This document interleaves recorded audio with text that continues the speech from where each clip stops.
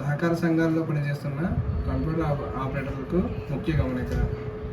మీరందరికీ కూడా onboard screen open అవ్వట్లేదు, డైరెక్ట్గా డాష్బోర్డే ఓపెన్ అవుతుంది కనుక దానికి మీరందరూ కూడా టికెట్ అనేది రైట్ చేయాలి. దానికోసం మీరు ఏం చేయాలి అనేది దీనిలో చెప్పడం జరుగుతుంది. ఫస్ట్ అందరూ కూడా మీకు మెయిల్ పంపించడం జరిగింది. దానిలో ప్రకారం ఈ యూఆర్ఎల్ సైట్ అనేది ఓపెన్ చేయాలి. ఆ సైట్ అనేది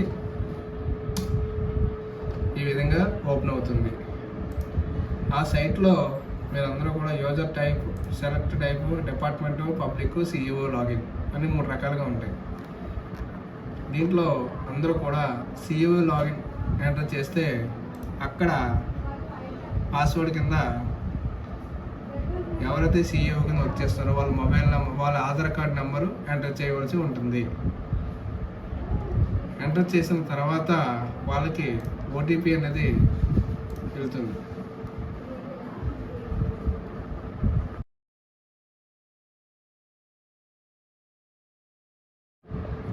ఓటీపీ వచ్చిన తర్వాత అది ఎంటర్ చేస్తే స్క్రీన్ ఈ విధంగా ఓపెన్ అవుతుంది. దీంట్లో dashboard, menu board, reports and facts computation ఈ విధంగా ఉంటుంది. దీంట్లో మీరు చేయవలసింది ఫ్యాక్స్ కంప్యూటేషన్ క్లిక్ చేస్తే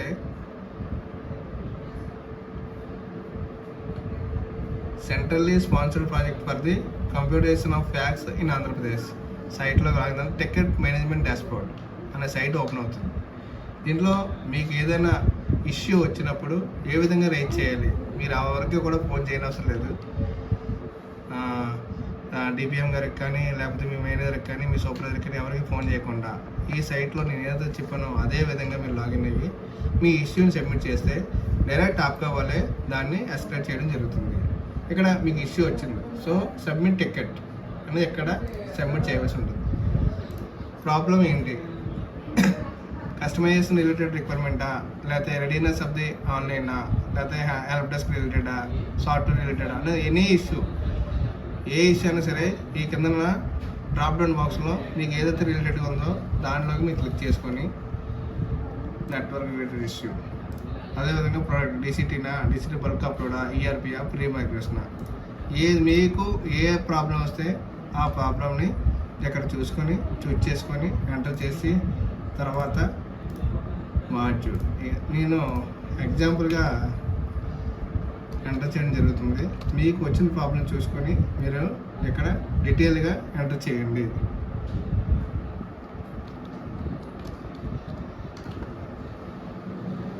ఎంటర్ చేసిన తర్వాత